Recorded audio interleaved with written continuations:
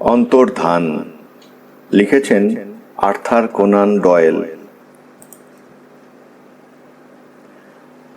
Liverpool শহর থেকে mile 10 দূরে বিশপস ক্রসিং নামে একটা ছোট্ট গ্রামে একজন ডাক্তার থাকতেন।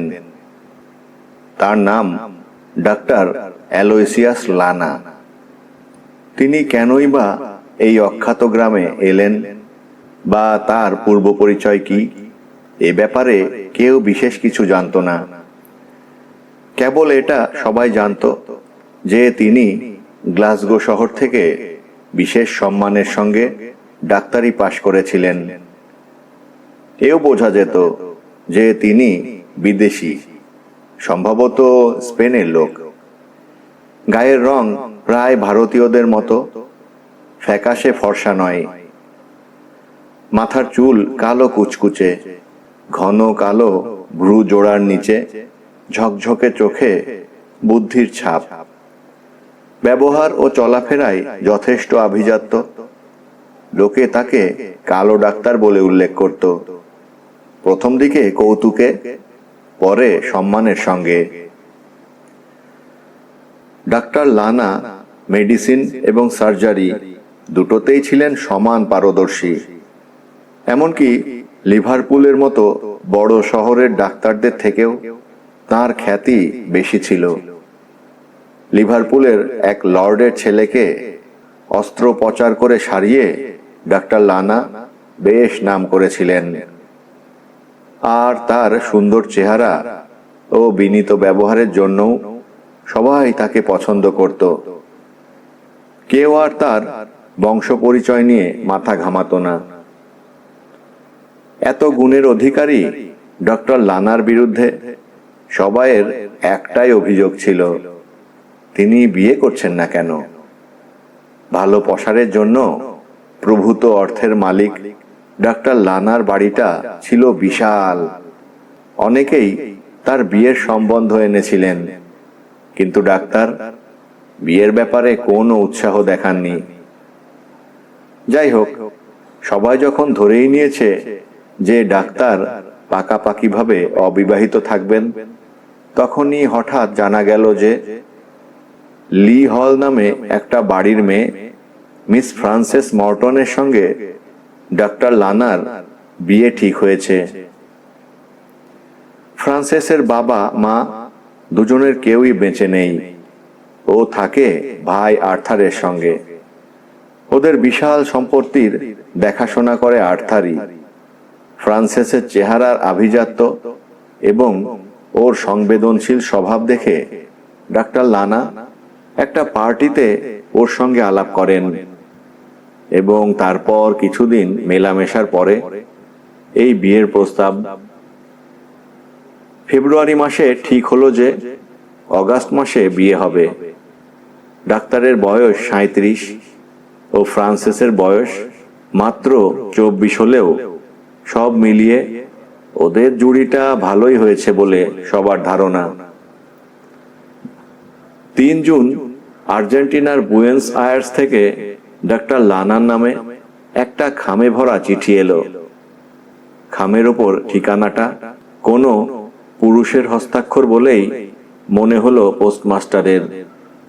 এই প্রথম ডাক্তার লানার নামে বিদেশ থেকে কোনো চিঠি এলো। পরের দিন অর্থাৎ 4 জুন ডাক্তার লানা ফ্রান্সেসদের বাড়িতে গেলেন এবং মিস ফ্রান্সেসের সঙ্গে বেশ খানিকক্ষণ কথাবার্তার পর ডাক্তার বেশ উত্তেজিত অবস্থায় বাড়ি ফিরলেন। এদিকে মিস ফ্রান্সেসও সারাদিন আর নিজের ঘর থেকে বেরোলো না। বাড়ির পরিচারিকা বেশ কয়েকবার ফ্রান্সেসকে চোখের জল ফেলতে দেখেছিল। 1 সপ্তাহের মধ্যেই গ্রামে গুজব ছড়িয়ে পড়ল যে ডাক্তার ও ফ্রান্সেসের বিয়ে হচ্ছে না। ডাক্তার নাকি ফ্রান্সেসের সঙ্গে দুর্ব্যবহার করেছেন এবং ফ্রান্সেসের ভাই আর্থার ডাক্তারকে চাবুক দিয়ে মারবে বলে শাসিয়েছে। ব্যাপারটা ঠিক কি হয়েছিল তা কেউ বুঝতে পারছিল না, কিন্তু ওই দিনের পর থেকে ডাক্তার লি হলের দিকের রাস্তায় যাওয়া একেবারে বন্ধ করে দিলেন, এমনকি চার্চে যাওয়াও। অর্থাৎ ডাক্তার ফ্রান্সেসকে সম্পূর্ণ এড়িয়ে চলতে লাগলেন। স্থানীয় খবরের কাগজে প্রকাশিত একটি বিজ্ঞাপন, যার বিজ্ঞাপনদাতার কোনো নাম ছিল না, সেটা থেকে অনেকেই অনুমান করলেন যে ডাক্তার তার প্র্যাকটিসটাও বিক্রি করে দিতে চাইছেন।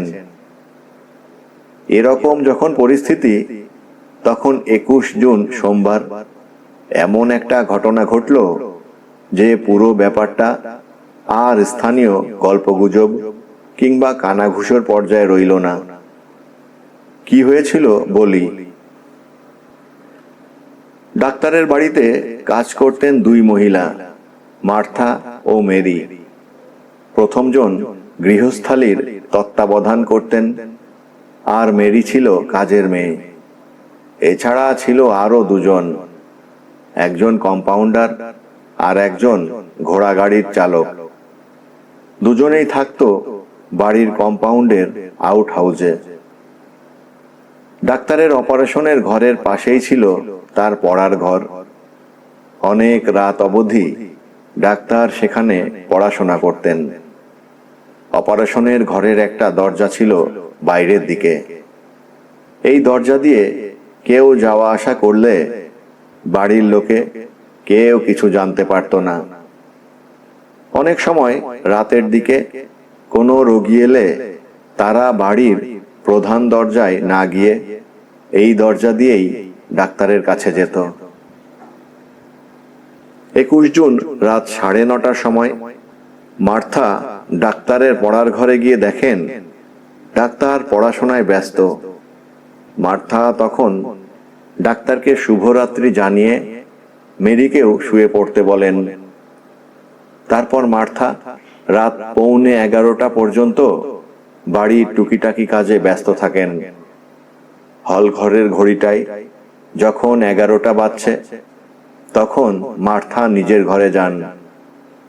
তার 15-20 মিনিট পরে বাড়ির মধ্যে থেকে একটা তীব্র চিৎকারের আওয়াজ তার কানে আসে। তক্ষুনি ড্রেসিং গাউন পরে মার্থা দৌড়ে যান ডাক্তারের পড়ার ঘরের দিকে। ঘরের দরজায় তিনি টোকা দিলে ভেতর থেকে আওয়াজ আসে, কে? স্যার, আমি মার্থা। আপনি এই মুহূর্তে নিজের ঘরে চলে যান, আমাকে একটু শান্তিতে থাকতে দিন। কথাগুলো কর্কশ লাগলেও এবং এই ধরনের কথা বলা ডাক্তারের স্বভাব বিরুদ্ধ হলেও মার্থার ধারণা কথাগুলো ডাক্তারেরই এবং গলার আওয়াজও তার। যাই হোক, 11:30 নাগাদ মার্থা নিজের ঘরে ফিরে যান। রাত 11টা থেকে 12টার মধ্যে কোনো সময়ে ডাক্তার লানার সঙ্গে দেখা করতে আসেন মিসেস ম্যাডিং। তার স্বামী টাইফয়েডে ভুগছিলেন এবং ডাক্তার বলেছিলেন রাতের দিকে রোগীর অবস্থাটা তাকে জানিয়ে যেতে। মিসেস ম্যাডিং দেখেন ডাক্তারের ঘরে আলো জ্বলছে, কিন্তু বেশ কয়েকবার দরজায় ধাক্কা দিয়েও ডাক্তারের সাড়া না পেয়ে তিনি ভাবলেন যে ডাক্তার হয়তো কোথাও বেরিয়েছেন। অগত্যা মিসেস ম্যাডিং নিজের বাড়ির দিকে পা বাড়ান। কম্পাউন্ডের ভেতর থেকে গেটের কাছে যাওয়ার সময় গেটের আলোয় তিনি একজন লোককে আসতে দেখেন। প্রথমে মনে হয়েছিল হয়তো ডাক্তারই ফিরে আসছেন, কিন্তু মিসেস ম্যাডিং কিছুটা অবাক হয়েই দেখেন যে আগন্তুক আর কেউ নয়, ফ্রান্সেস মর্টনের ভাই আর্থার মর্টন।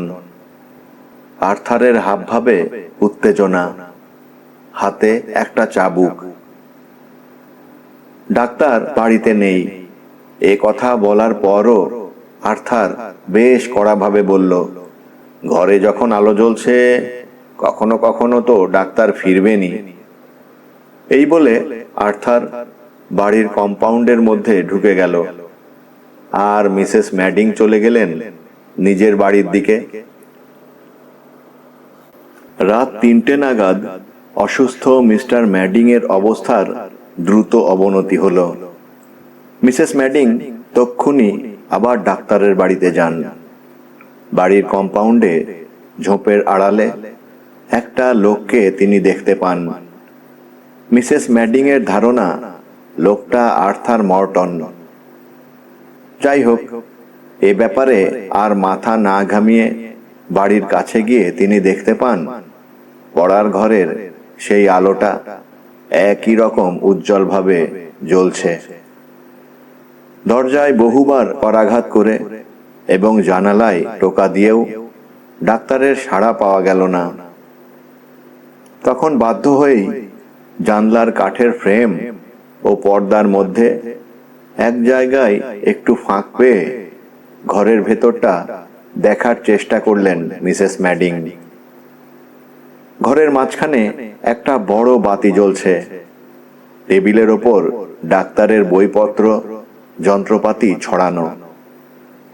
প্রথমে মনে হলো ঘরের মেঝের উপর একটা ময়লা সাদা দস্তানা পড়ে আছে, কিন্তু আলোয় চোখটা একটু সয়ে যেতেই মিসেস ম্যাডিং বুঝতে পারলেন যে দস্তানাটা আসলে একটা মানুষের হাত, আর মানুষটা মেঝের ওপর নিঃসাড়ভাবে পড়ে আছে।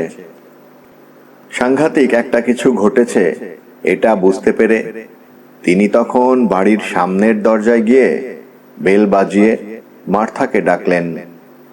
তারপর মার্থা ও তিনি ঢুকলেন ওই পড়ার ঘরে, আর মেরিকে পাঠানো হলো পুলিশে খবর দিতে। টেবিলের পাশেই জানলার থেকে একটু দূরে ডাক্তার লানা চিত হয়ে পড়ে আছেন এবং নিঃসন্দেহে তিনি মৃত। মুখে ও ঘাড়ে কাল ছিটে পড়া আঘাতের চিহ্ন। একটা চোখের ওপরেও আঘাত লেগেছে মনে হলো। মুখ চোখের ফোলা ভাব দেখে মনে হয় ডাক্তারকে শ্বাসরোধ করে মারা হয়েছে। ডাক্তারের পরনে তার ডাক্তারি অ্যাপ্রন, পায়ে কাপড়ের চটি। চটি জোড়া কিন্তু পরিষ্কার, তাতে কোনো ময়লা লেগে নেই। অথচ কার্পেটের ওপর কাদামাখা বুট জোড়ার ছাপ, হয়তো খুনির বুট জোড়ারই। সবকিছু দেখে শুনে পুলিশ এই সিদ্ধান্তে এলো যে অপারেশনের ঘরের দরজা দিয়েই খুনি ঘরে ঢুকেছিল এবং কাজ সেরে লুকিয়ে পালিয়ে গেছে। আঘাতের প্রকৃতি ও জুতোর ছাপ দেখে মনে হয় খুনি একজন পুরুষ। ঘরের ভেতর থেকে কোনো কিছু চুরি যায়নি, এমনকি ডাক্তারের সোনার ঘড়িটাও তার পকেটে আছে। ফ্রান্সিস মর্টনের একটা ছবি থাকতো এই ঘরে। মার্থা দেখলেন ছবিটা নেই। মেঝের ওপর সবুজ রঙের একটা চোখ ঢাকা দেওয়ার প্যাঁচ পড়ে আছে। এটা অবশ্য ডাক্তারেরই জিনিস হতে পারে, যদিও মার্থা আগে কখনো এটা দেখেননি। সমস্ত সন্দেহ গিয়ে পড়ল একজনেরই উপর, আর্থার মর্টন, এবং পুলিশ তাকে গ্রেপ্তার করল। আর্থারের বিরুদ্ধে প্রত্যক্ষ প্রমাণ না থাকলেও আনুষাঙ্গিক প্রমাণ সাংঘাতিক। বোনের সঙ্গে ডাক্তার লানা বিচ্ছেদ হবার পর আর্থারের প্রতিশোধ নেওয়ার হুমকি অনেকেই শুনেছে। পুলিশের অনুমান চাবুক হাতে রাত 11টায় আর্থার ডাক্তারের ঘরে ঢোকে। সেই সময় ভয়ে বা রাগে ডাক্তার চেঁচিয়ে ওঠেন। মার্থা সেই চিৎকার শুনেছেন। তারপর আর্থার ও ডাক্তারের মধ্যে বাকবিতণ্ডা এমন পর্যায়ে পৌঁছয় যে আর্থারের আঘাতে ডাক্তারের মৃত্যু হয়। ময়নাতদন্তের রিপোর্টে জানা যায় ডাক্তারের হার্টের রোগ ছিল। সেটা অবশ্য তার পরিচিতরা কেউ জানত না। হয়তো দুর্বল হার্টের জন্যই তার মৃত্যু ত্বরান্বিত হয়েছে। তারপরেই আর্থার বোনের ছবিটা ফ্রেম থেকে ছিঁড়ে নিয়ে কম্পাউন্ডের ঝোপঝাড়ের পাশ দিয়ে লুকিয়ে বাড়ি চলে যায়। সরকার পক্ষের উকিল এই ঘটনাচক্রের ভিত্তিতেই তার বক্তব্য রাখলেন। অবশ্য আর্থারের সপক্ষেও কিছু তথ্য ছিল। একটু গোয়ার ভাব থাকলেও ওর সরলতা ও দিলখোলা স্বভাবের জন্য সবাই ওকে ভালোবাসতো। ও পুলিশকে শুধু এটুকুই বলেছিল যে ডাক্তারের সঙ্গে পারিবারিক কিছু ব্যাপারে কথা বলার জন্যই ও ডাক্তারের বাড়ি গিয়েছিল। নিজের বয়ানে বা পুলিশের জেরার উত্তরে ও কিন্তু কখনো নিজের বোনের সম্বন্ধে কোনো কথা বলেনি। যাই হোক, ডাক্তারকে না পেয়ে কম্পাউন্ডে অপেক্ষা করে করে শেষে রাত 3টের সময় ও বাড়ি ফিরে যায়। ডাক্তারের মৃত্যুর ব্যাপারে ও কিছুই জানতো না। সত্যি কিছু তথ্য আর্থারের নির্দোষিতা প্রমাণ করে। ডাক্তার লানা রাত 11টার সময় তার পড়ার ঘরে ছিলেন, জীবিত। কেননা মার্থা ওই সময় ডাক্তারের গলার আওয়াজ শুনেছিলেন। হতে পারে তখন ডাক্তারের সঙ্গে অন্য কেউ ছিল। যেভাবে ডাক্তার অধৈর্যের সঙ্গে মার্থাকে ওই সময় চলে যেতে বলেন, তাতে তাই মনে হয়।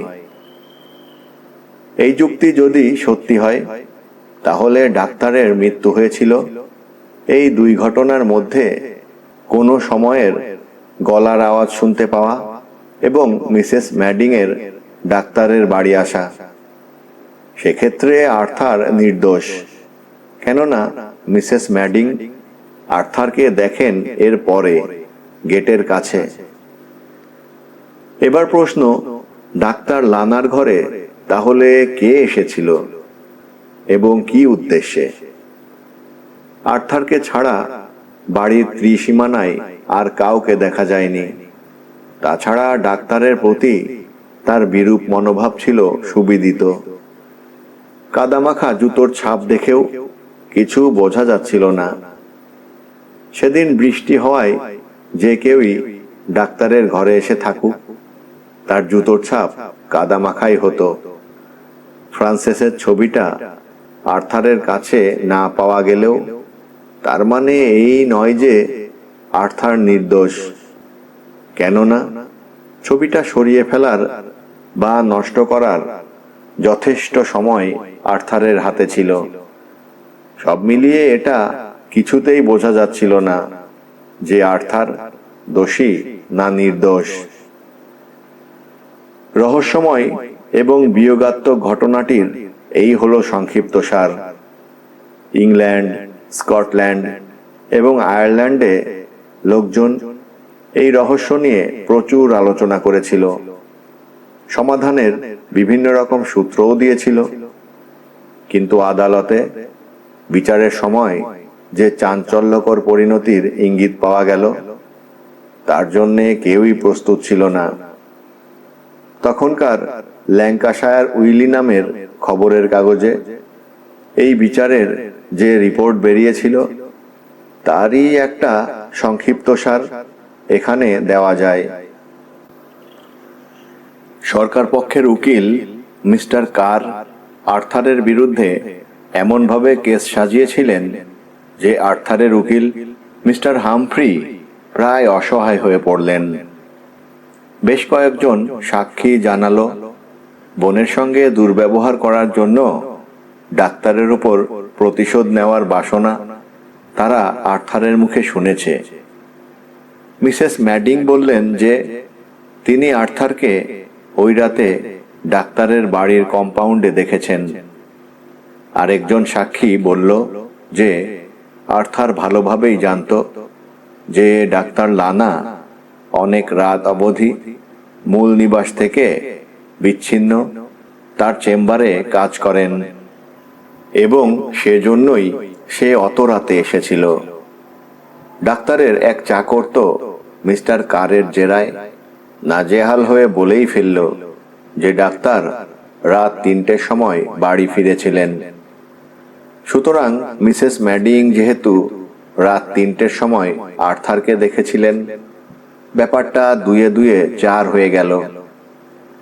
এমনকি ডাক্তারের ঘরে পাওয়া জুতোর ছাপের সঙ্গে আর্থারের জুতোর ছাপের মিল সরকার পক্ষ প্রায় প্রমাণ করে দিল। বেলা 3টের সময় যখন মিস্টার কার তার বক্তব্য শেষ করলেন এবং আদালত দ্বিপ্রহরিক বিরতির জন্য বন্ধ রইল, তখন উপস্থিত সবাই এটা বুঝে গেল যে আর্থারকে নির্দোষ প্রমাণ করা প্রায় অসম্ভব।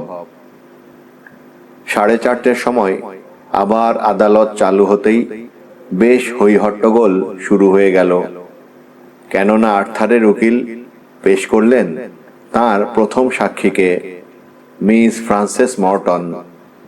ফ্রান্সেসকে একটু বিচলিত দেখালেও সে কিন্তু নিচু গলায় অথচ পরিষ্কারভাবে সাক্ষ্য দিল। ও বলল, ডাক্তারের সঙ্গে ওর সম্পর্কের শীঘ্রই ছাড়াছাড়ি হতে চলেছে। ওর ভাই আর্থার ডাক্তার সম্বন্ধে যেসব মন্তব্য করেছে সেগুলো অনুচিত, কেননা ডাক্তার লানা অত্যন্ত সজ্জন এবং তিনি ফ্রান্সেসের সঙ্গে কোনো রকম দুর্ব্যবহার করেননি। আর্থারকে প্রচুর বোঝানো সত্ত্বেও ফ্রান্সেস ওকে শান্ত করতে পারেনি। এমনকি ঘটনার দিন সন্ধেবেলায় ওই ডাক্তারকে আমি দেখে নেব বলে আর্থার শাসিয়েছিলেন। ফ্রান্সেসের বক্তব্য এখনো পর্যন্ত আর্থারের বিরুদ্ধেই যাচ্ছিল, কিন্তু হঠাৎই আর্থারের উকিল মিস্টার হামফ্রি ব্যাপারটা অন্যদিকে ঘুরিয়ে দিলেন। মিস্টার হামফ্রি, আচ্ছা ফ্রান্সেস, তোমার কি বিশ্বাস তোমার ভাই অপরাধী? জজ, আদালতে বিশ্বাসের কোনো জায়গা নেই, প্রমাণ নিয়ে আলোচনা করুন। মিস্টার হামফ্রে, তুমি কি জানো তোমার ভাই ডাক্তার লানাকে খুনের অপরাধে অভিযুক্ত নয়? ফ্রান্সেস, জানি। মিস্টার হামফ্রে, কিভাবে? ফ্রান্সেস, কেননা ডাক্তার লানা মারা যাননি। এই চাঞ্চল্যকর উক্তিতে আদালতে বেশ গুঞ্জন শুরু হয়ে গেল। একটু পরে আবার শুরু হলো সওয়াল জবাব। মিস্টার হামফ্রে, ফ্রান্সেস, তুমি কি করে জানলে যে ডাক্তার লানা মারা যাননি? ফ্রান্সেস, কেননা তার তথাকথিত মৃত্যুর তারিখের পরে লেখা তার চিঠি আমি পেয়েছি। মিস্টার হামফ্রে, চিঠিটা তোমার কাছে আছে? ফ্রান্সেস, আছে, কিন্তু সেটা আমি দেখাতে চাই না। Mister Humphry, খামটা? ফ্রান্সিস, হ্যাঁ, এই যে খামটা, লিভারপুল পোস্ট অফিসের ছাপ, তারিখ 22 জুন। মিস্টার হামফ্রে, তার মানে তার তথাকথিত মৃত্যুর পরের দিন। তুমি শপথ করে বলতে পারো এই হাতের লেখা ডাক্তার লানার? ফ্রান্সিস, অবশ্যই, আমি আরো 6 জন লোককে আনতে পারি যারা এই হাতের লেখা চেনে। জজ, মিস্টার হামফ্রে, তাহলে আপনি সেই সাক্ষীদের কাল কোর্টে আসতে বলুন। সরকার পক্ষের উকিল মিস্টার কার তখন বললেন, চিঠিটা আমাদের দেওয়া হোক, যাতে বিশেষজ্ঞ দিয়ে আমরা পরীক্ষা করাতে পারি হাতের লেখাটা সত্যি ডাক্তার লানার নাকি নকল। এই চিঠিটা যখন মিস ফ্রান্সেস মর্টনের কাছেই ছিল, তাহলে সেটা উনি আগেই পুলিশকে দিলেন না কেন? তাহলে মামলাটা এত দূর গড়াতো না। হয়তো অভিযুক্তকে বাঁচানোর জন্য শেষ মুহূর্তে এই নকল চিঠিটা দেখিয়ে আদালতের রায় বদলানোর চেষ্টা করা হচ্ছে। মিস্টার হামফ্রে, ফ্রান্সিস, এই ব্যাপারে তোমার কি কোনো বক্তব্য আছে? ফ্রান্সিস, ডাক্তার লানা চিঠির ব্যাপারটা গোপন রাখতে বলেছিলেন মিস্টার কার। তাহলে তুমি এখন এই চিঠিটা পেশ করলে কেন? ফ্রান্সিস: আমার ভাইকে বাঁচানোর জন্য। জজ: ঠিক আছে, আপাতত আদালত মুলতুবি রইল। আগামীকাল আবার শুনানি হবে। মিস্টার হামফ্রেকে প্রমাণ করতে হবে মৃত মানুষটির দেহটা কার। রহস্যের এই আকস্মিক মোচড় নিয়ে খবরের কাগজে প্রচুর লেখালেখি হয়। যদি সত্যিই প্রমাণ হয় যে ডাক্তার লানা জীবিত, তাহলে সেই অপরিচিত লোকটির মৃত্যুর জন্য তিনিই দায়ী। হয়তো তার চিঠিতে এই ব্যাপারে স্বীকারোক্তি আছে। অর্থাৎ ফ্রান্সিস যদি তার ভাইকে বাঁচাতে চায়, তাহলে ডাক্তার লানাকে মৃত্যুর মুখে ঠেলে দিতে হবে, কেননা হত্যার শাস্তি মৃত্যু। পরের দিন সকালে আদালতে লোকজন ভর্তি। মিস্টার হামফ্রির হাবভাব বেশ বিচলিত। উনি সরকার পক্ষের উকিল মিস্টার কারের কানে কানে কিছু বললেন। তা শুনে মিস্টার কারের মুখ চোখের চেহারা পাল্টে গেল। এরপর মিস্টার হামফ্রে জজ সাহেবকে বললেন যে তিনি ফ্রান্সিসকে সাক্ষী দিতে আর ডাকছেন না, এবং এ ব্যাপারে মিস্টার কারের কোনো আপত্তি নেই। জজ: তাহলে কিন্তু মিস্টার হামফ্রে, এই রহস্যের সমাধান করা মুশকিল হয়ে পড়বে। মিস্টার হামফ্রে: আমি অন্য একজন সাক্ষীকে পেশ করছি, যার সাক্ষ্যে সব কিছু পরিষ্কার হয়ে যাবে। জজ: ঠিক আছে, তাহলে ডাকুন আপনার সাক্ষীকে। মিস্টার হামফ্রে: সাক্ষী ডাক্তার অ্যালোয়সিয়াস লানাকে ডাকা হোক। বলা বাহুল্য, বিস্ময়ে স্তব্ধ হয়ে গেল পুরো আদালত এবং সমবেত লোকজন। যে ডাক্তারকে নিয়ে এত আলোচনা এবং যার মৃত্যু নিয়ে এই বিচার, তাকে আদালতে সশরীরে দেখতে পেয়ে সবাই বাকরুদ্ধ হয়ে গেল। যারা ডাক্তার লানাকে আগে দেখেছে, তাদের মনে হলো ডাক্তারের চেহারা যেন একটু শুকিয়ে গেছে, মুখে বিষণ্ণতার ছাপ, কিন্তু তা সত্ত্বেও তার ব্যক্তিত্বের বিশিষ্টতা ও আভিজাত্য একটুও কমেনি। জজ সাহেব অনুমতি দিলে ডাক্তার লানা তার বিবৃতি শুরু করলেন। 21 জুন রাতে যা ঘটেছিল তা আমি সম্পূর্ণ খোলাখুলিভাবে বলবো। যদি আগেই জানতে পারতাম যে এই ঘটনার জন্য নিরপরাধ কেউ শাস্তি পেতে চলেছে, তাহলে আরো আগেই আমার বক্তব্য জানাতাম। কিন্তু আমি নিজেও জানতাম না জল এত দূর গড়িয়েছে। যাই হোক, আমার দ্বারা যেটুকু ভুলভ্রান্তি হয়েছে সেটাও আমি ঠিক করার চেষ্টা করছি। আর্জেন্টিনা সম্বন্ধে যারা জানেন, তাদের কাছে লানা পরিবারের নাম সুবিদিত। প্রাচীন স্পেনের এক অভিজাত বংশের লোক আমরা। আমার বাবা আর্জেন্টিনা উচ্চ সরকারি পদে অধিষ্ঠিত ছিলেন। দাঙ্গায় তার মৃত্যু না হলে হয়তো আর্জেন্টিনার রাষ্ট্রপতিও হয়ে যেতেন।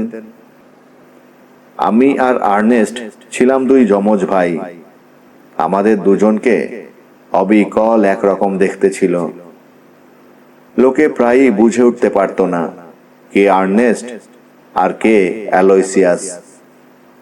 বয়স বাড়ার সঙ্গে সঙ্গে কথা বলার ভঙ্গি বা মুখের অভিব্যক্তি একটু আলাদা হতে থাকলেও আমাদের শারীরিক মিল ছিল একই রকম। মৃত ব্যক্তির সম্পর্কে কোনো বিরূপ মন্তব্য করা ঠিক নয়, আর বিশেষত সেই ব্যক্তি যদি নিজের ভাই হয়। তবুও আপনাদের এটুকু জানা দরকার যে আমার ভাই মোটেই ভালো মানুষ ছিলেন না। ওকে আমি রীতিমতো ভয় পেতাম, কেননা ওর অনেক অপকর্মের দায় আমাকে বহন করতে হয়েছিল। আমাদের চেহারার সাদৃশ্যের জন্য। অবশেষে একটা অত্যন্ত বিশ্রী ব্যাপারে যখন ওর কৃতকর্মের পুরো দায়টাই আমার ঘাড়ে চাপিয়ে দিল, তখন আমি জন্মভূমির মায়া কাটিয়ে চিরদিনের মতো ইউরোপে চলে গেলাম।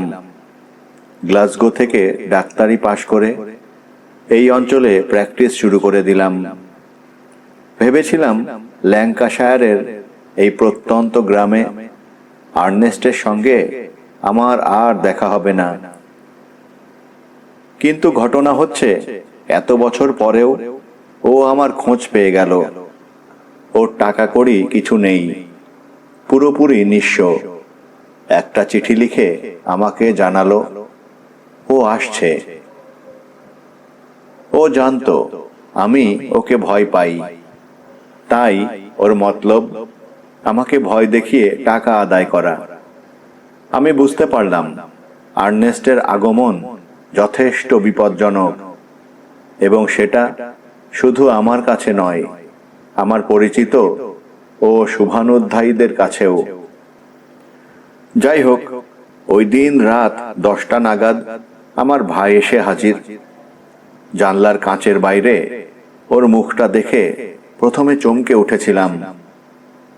এক মুহূর্তের জন্য মনে হয়েছিল ওটা আমারই প্রতিচ্ছবি। এত মিল আমাদের দুজনের। চোখে পড়ল ওর ঠোঁটের কোণে সেই পুরনো বদমায়েশি হাসি। এই আমার সেই ভাই, যার জন্য আমি দেশ ছাড়া। মাথা ঠান্ডা রেখে দরজা খুলে দিলাম। ও ভেতরে এলো। দেখেই বুঝলাম ওর অবস্থা খুব খারাপ। হতদরিদ্র অবস্থায় লিভারপুল থেকে হেঁটে হেঁটে এখানে এসেছে। জাহাজে নাবিকদের সঙ্গে হয়তো মারপিট করেছিল।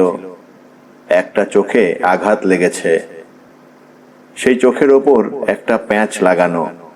কিন্তু আমার ডাক্তারি চোখে বুঝতে পারলাম যে ওর শরীরে সম্ভবত সাংঘাতিক কোনো ব্যাধিও আছে। ও আমাকে কেমন ভাবে অপমান করলো বা কিসের ভয় দেখালো, সে বিষয়ে এখানে আর কিছু বলতে চাই না। কিন্তু এটুকু বলা দরকার যে ওর চরম দুর্ব্যবহার ও গালিগালাজ সত্ত্বেও আমার মাথা ঠান্ডা রেখেছিলাম।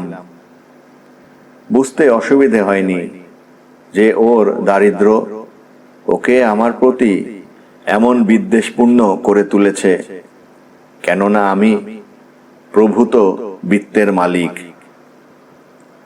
চেঁচামেচি করে ঘুষি পাকিয়ে আমার দিকে হঠাৎ একবার এগিয়ে আসার সময় ও হঠাৎ কাঁপতে কাঁপতে বুকের এক পাশ চেপে ধরে একটা চিৎকার করে ধড়াস করে মেঝের ওপর পড়ে গেল। ওকে তুলে ধরে সোফাতে শোয়ালাম। কোনো সাড়া শব্দ নেই মুখে, হাত ঠান্ডা। ওর বদমেজাজ ও অসুস্থ হার্ট দুয়ে মিলে ওর মৃত্যু হয়েছে। অনেকক্ষণ চুপচাপ বসে রইলাম। পুরো ব্যাপারটা একটা সাংঘাতিক দুঃস্বপ্নের মতো লাগছিল। আর্নেস্টের শেষ চিৎকারটা শুনে মার্থা দরজায় করাঘাত করেছিলেন। তাকে আমি চলে যেতে বলেছিলাম। তারপরে আমার চেম্বারের দরজায় টোকা দিয়েছিল সম্ভবত কোনো রোগী। আমি দরজা খুললাম না। বসে বসে বিশেষ কোনো চিন্তা ছাড়াই মাথায় হঠাৎ একটা প্ল্যান এসে গেল। আপনারা জানেন, বিশপস ক্রসিং এ থাকা আমার পক্ষে ব্যক্তিগত কারণে একটু অসুবিধাজনক হয়ে পড়েছিল। বিশেষত ফ্রান্সেসের সঙ্গে আমার বিয়ে হওয়ার ব্যাপারটা ভেঙে যাওয়াতে আমি লোকের সহানুভূতির বদলে খারাপ ব্যবহারই পেয়েছিলাম। আর্নেস্টের মৃতদেহ দেখে আমার মনে হলো বিশপস ক্রসিং থেকে চিরতরে চলে যাওয়ার একটা সুবর্ণ সুযোগ এখন আমার হাতে। শরীরটা আমার থেকে একটু বেশি ভারী ও মুখে একটা কর্কশ ভাব। এছাড়া আমার আর আর্নেস্টের মধ্যে কোনো শারীরিক তফাৎ নেই, এমনকি দুজনেরই দাড়ি গোঁফ কামানো, মাথার চুলও প্রায় একই দৈর্ঘ্যের। যদি ওর সঙ্গে আমার পোশাকটা বদলে নিই, তাহলে সবাই ভাববে ডাক্তার লানা মারা গেছে। প্ল্যান মতে 1 ঘন্টার মধ্যে ভাইয়ের সঙ্গে আমার পোশাক বদল করে বাড়িতে যা টাকা কড়ি ছিল তা সঙ্গে নিয়ে আমার চেম্বারের বাইরের দিকের দরজা দিয়ে বেরিয়ে পড়লাম। সঙ্গে ছিল একজনের একটা ছবি, ভুল করে ফেলে এসেছিলাম খালি একটা জিনিস, ভাইয়ের চোখের ওপর লাগানো সেই প্যাঁচটা। সেই রাতেই পৌঁছে গেলাম লিভারপুল। জজ সাহেব, আমি শপথ করে বলতে পারি যে আমি কখনো ভাবিনি যে লোকে বুঝবে আমাকে খুন করা হয়েছে এবং সেই জন্য কাউকে দোষী সাব্যস্ত করা হবে। বরং আমি ভেবেছিলাম এখান থেকে চলে গেলে কিছু লোক আর আমাকে দেখে বিব্রত বোধ করবে না। কোনো দূর দেশে চলে যাওয়ার আগে কিছুদিনের জন্য জাহাজ ভ্রমণে যাব, এই ভেবে লিভারপুলে একটা জাহাজের টিকিট কেটে ফেললাম। কিন্তু জাহাজে ওঠার আগে মনটা কেমন খারাপ হয়ে গেল। মর্টন পরিবারের আর সবাই আমার সঙ্গে যে রকম ব্যবহারই করে থাকুন না কেন, আমি জানতাম আমার মৃত্যু সংবাদে ফ্রান্সেস খুবই কষ্ট পাবে। তাই ফ্রান্সেসকে সব কিছু জানিয়ে একটা চিঠি দিয়েছিলাম। চিঠিটার কথা আদালতে জানিয়ে ফ্রান্সেস ভালোই করেছে। তা না হলে নিরপরাধ আর্থার হয়তো শাস্তি পেত। যদিও আমি ওকে চিঠির ব্যাপারটা গোপন রাখতে বলেছিলাম। গত রাতেই জাহাজ ভ্রমণ শেষ করে লিভারপুলে ফিরেছি। আমার তথাকথিত মৃত্যু নিয়ে জল কতদূর গড়িয়েছে অথবা আর্থার মর্টন আমাকে হত্যার ব্যাপারে অভিযুক্ত হয়েছে, এসব আমি কিছুই জানতাম না। গতকাল সন্ধ্যের কাগজে আইন আদালত সংক্রান্ত পাতায় খবরটা পড়েই একটা এক্সপ্রেস ট্রেনে চেপে এখানে চলে এসেছি আদালতকে সত্যিটুকু বলবো বলে। বলা বাহুল্য, ডাক্তার লানার এই বিবৃতির পরে মামলা খারিজ হয়ে গেল। তবুও পুরোপুরি নিশ্চিত হওয়ার জন্য পুলিশ আরও খোঁজ খবর নিল। যেমন যে জাহাজে ডাক্তার লানার ভাই আর্জেন্টিনা থেকে ইংল্যান্ডে এসেছিল, সেই জাহাজের ডাক্তার পুলিশকে জানালেন যে আর্নেস্টের হৃদরোগের ব্যাপারটা জাহাজেই ধরা পড়েছিল এবং পোস্টমর্টেম রিপোর্টেও ওর মৃত্যুর কারণ হৃদরোগ। ডাক্তার লানা আবার থাকতে শুরু করলেন তার হঠাৎ ছেড়ে যাওয়া বিশপস ক্রসিংয়েই। আর্থার বুঝতে পারল কি কারণে ডাক্তারের সঙ্গে তার বোন ফ্রান্সেসের ছাড়াছাড়ি হয়ে গিয়েছিল। ওর সঙ্গে ডাক্তারের পুরনো সহজ সম্পর্ক আবার গড়ে উঠল। এর কিছুদিন পরে মর্নিং পোস্ট কাগজে ব্যক্তিগত কলামে নিম্নোক্ত খবর অনেকেরই চোখে পড়েছিল। গত 19 সেপ্টেম্বর বিশপস ক্রসিং চার্চে রেভারেন্ড স্টিফেন জনসনের পৌরোহিত্যে আর্জেন্টিনার প্রাক্তন বিদেশমন্ত্রী ডন অ্যালফ্রেডো লানার পুত্র অ্যালোইসিয়াস জেভিয়ার লানার সঙ্গে লি হল নিবাসী স্বর্গীয় জেমস মর্টনের একমাত্র কন্যা ফ্রান্সেস মর্টনের শুভ বিবাহ সুসম্পন্ন হয়।